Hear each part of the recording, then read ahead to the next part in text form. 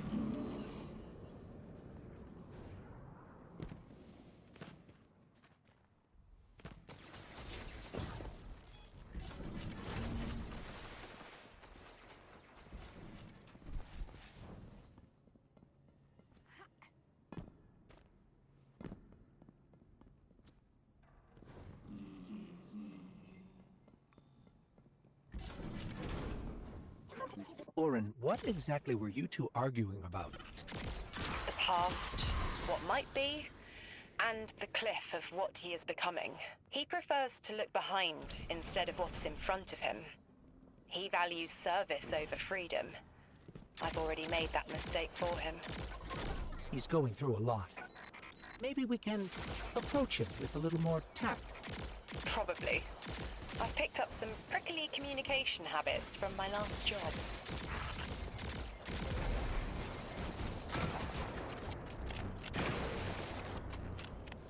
Orin, we're here, but I don't see Lodi.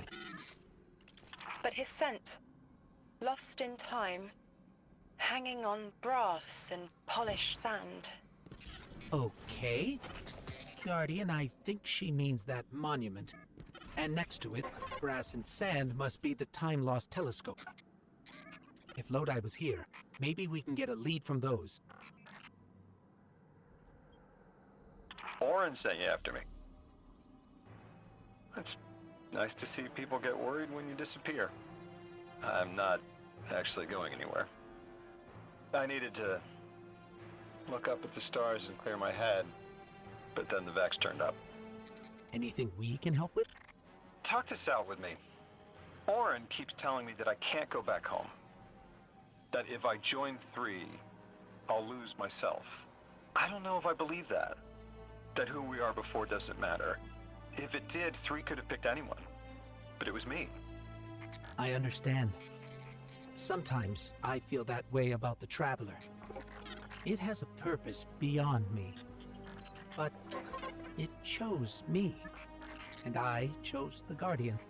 The choice matters. That it was you matters. Even Orin held on to pieces of herself as an emissary. That's what the Drifter says. We all got North Stars. Speaking of, you can find the North Star from where you're standing. See it?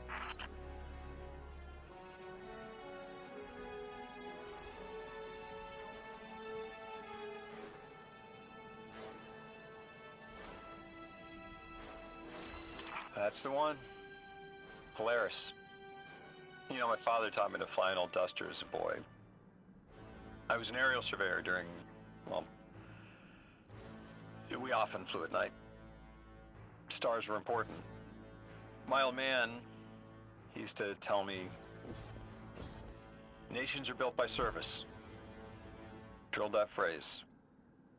Now, I didn't want to kill anyone, but I could help get a clear view of a target, make sure it was the enemy, and help minimize collateral.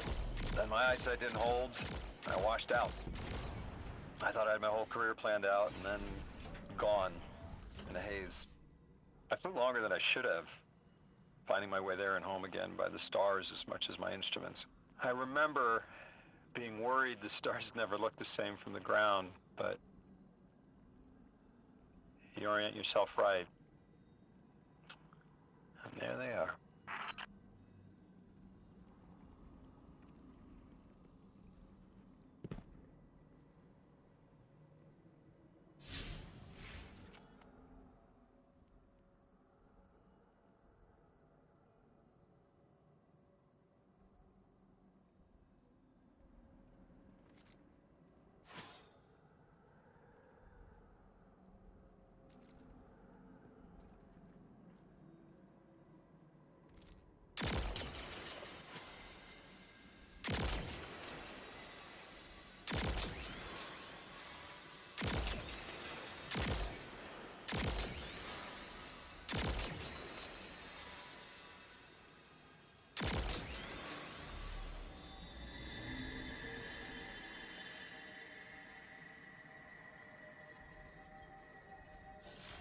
Our crew used to joke that we were sighting targets for Orion's next hunt, guiding his arrows to the hearts of evil men. We thought we could make killing fair. I'm not that naive anymore. But as an emissary, I could still put a finger on the scale. A check. Sometimes that's all you can hope for in the world. To shift it just a bit in the right direction. That's what I like to think we do with the light and the darkness. They're powerful, but it's who wields them that matters.